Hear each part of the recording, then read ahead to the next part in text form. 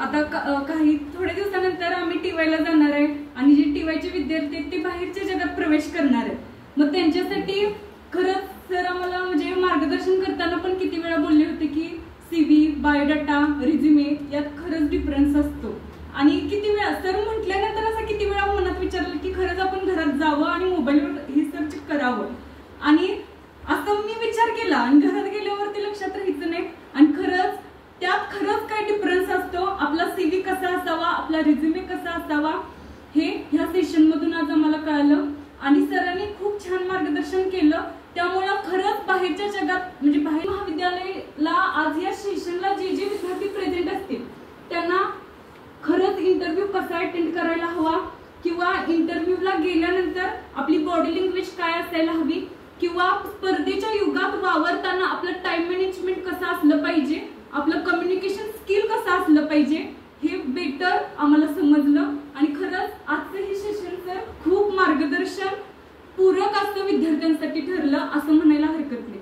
आणि दुसरं म्हणजे खरंच ही 4 दिवसापूर्वी ह्या कार्यक्रमाचा घेणार आहे अशी चाहूल म्हणजे अगोदरच असं समजलं होतं की असा काहीतरी कार्यक्रम विद्यालयात होणार आहे। आणि सर अगोदरपासून म्हणत होते की ह्यात काहीतरी डिफरन्स असतो आणि तो जाणून घेण्यासाठी माझी खूप मनापासून इच्छा होती की हा कार्यक्रम मला अटेंड करायचा। पण अचानक काय झालं की ग्रंथालय विभागात मी काम करते सर आणि तिथलं सेशन पण तिथलं वर्कशॉप कुठंतरी ती मनातली इच्छा देवानं पूर्ण केली असं म्हणायला हरकत नाही। आणि फक्त तिथं इनॉग्रेशनचं काम माझ्याकडे दिलं गेलं आणि त्या सरांनी सांगितलं की बाजू ते काम झाले इकडे जाऊन ही वर्कशॉप अटेंड कर। आणि खरंच ही वर्कशॉप अटेंड केल्यामुळं माझ्यातील कमी स्किल कोणते ते मला कळलं। सरांनी जेव्हा सांगितलं की तुम्ही एखाद्या प्रोफेशनल व्यक्तीच्या समोर बसता त्यावेळी तुमचा पाय हलवण्याची सवय असते, कुणाला म्हणजे बोट हे करण्याची सवय असते आणि खरंच सर तशी मला पण एक सवय आहे, पाय हलवण्याची सवय। आणि खरंच तुमच्या या मार्गदर्शनानंतर मी कुठं ती सवय कमी करण्यासाठी प्रयत्न करेन। आणि आमच्या महाविद्यालयाची विद्यार्थिनी कादंबरी दिदी तिनं तर खूप छान मॉक इंटरव्ह्यू दिला असं म्हणायला हरकत नाही, कारण मी असे भरपूर मॉक इंटरव्ह्यू यूपीएससीच्या स्टुडंटची बघितलं। आणि ज्यावेळी ती तिथे इथं येऊन बसली त्यावेळी मला दिव्या दिदीचा इंटरव्ह्यू आठवला, तिचा सेम इंटरव्ह्यू असाच झाला होता।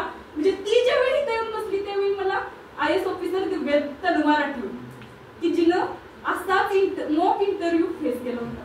आणि पहिला इंटरव्ह्यू तिचा आणि तिच्या सरांनी तिला गायडन्स याच्यात खूप डिफरन्स होता। आणि फर्स्ट अटेम्प्टला तिनं इतका छान इंटरव्ह्यू दिला, मी तिला म्हणजे तिच्या भविष्यासाठी ह्या मंचावरच शुभेच्छा देतो। आणि सरांनी जे गायडन्स आम्हाला केलं त्यातून आम्ही खरंच सुधारणा करू आणि स्पर्धेच्या या युगात आम्ही वारणा महाविद्यालयाचं नाव कुठे तर काढू, राखू, ठेवू अशी आशा व्यक्त करते। मी माझी 4 शब्द